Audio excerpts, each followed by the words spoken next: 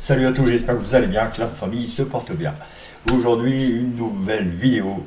Alors, j'ai fait la R5 2024 et là, on va aller sur la Renault 4, donc la 4L de 2025. Et oui, ils ont renouvelé la tentative. La succession est assurée. Donc, on est sur un véhicule qui va être catégorisé SUV, donc un petit SUV, plutôt pas mal, 100% électrique. Donc c'est la R4 E-Tech, donc une autonomie de 350 à 450 km, donc on va être sur de l'urbain. Ça va encore, mais c'est pas fou encore. Donc ça sera un prix inférieur à 30 000 euros. D'ici 2025, ça peut encore bouger. On va essayer d'aller se voir ça tout de suite. Allez. Donc faut pas oublier qu'on part de ce modèle, hein, la 4L. Donc la 4L 1960. Donc on est sur, ça fait 1966 exactement, je viens de le voir. Donc ça fait 50 ans on va dire. Allez. Non, je dis des conneries. 60. 57 ans exactement. Voilà, les calculs ils sont. Voilà. Donc 57 ans on passe de ça. À ça. Alors l'assemblage, franchement, je trouve qu'on s'est vachement éloigné. Ouais, on s'est vachement éloigné. Pour moi, on est vraiment loin. Il n'y a plus aucune courbe de respecter. Tant que la R5 ressemble pas mal à la R5 d'avant, il y a quand même pas mal de lignes. La Zoé aussi. Donc là, on est loin. Pour moi, on est loin.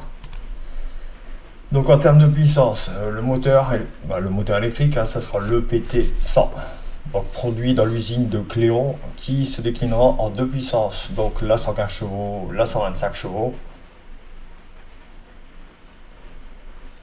Non, c'est 125 et 150 chevaux.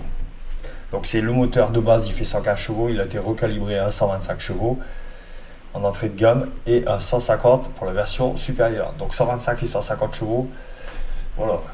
On est loin de la petite 4L de départ. Batterie lithium évidemment et non LFP. Approximatif entre 42 et 52 kW. 420 km pour la plus puissante. Donc pour la 150 chevaux, 420 km. Voilà.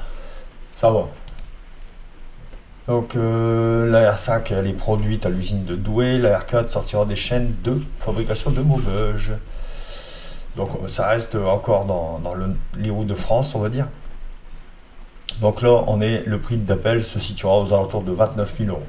Par rapport aux 24 800 euros de la R5, on est un peu loin. Mais on voit que le véhicule, il est un peu plus conséquent. Proche de celui d'un Captur TDE 160 chevaux DC ou hybride 145 chevaux. Bon. C'est plutôt pas mal. Donc la planche de bord sera la même pour la R4 et la R5. Moderne, mais un rappel à l'ancien, je trouve que c'est plutôt intéressant. Ouais, on voit que c'est un peu... On dirait que c'est de l'ancien mélangé avec du moderne en fait. Voilà.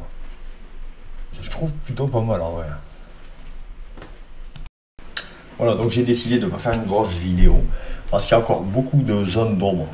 Donc j'ai pas envie de vous dire des bêtises. Donc voilà.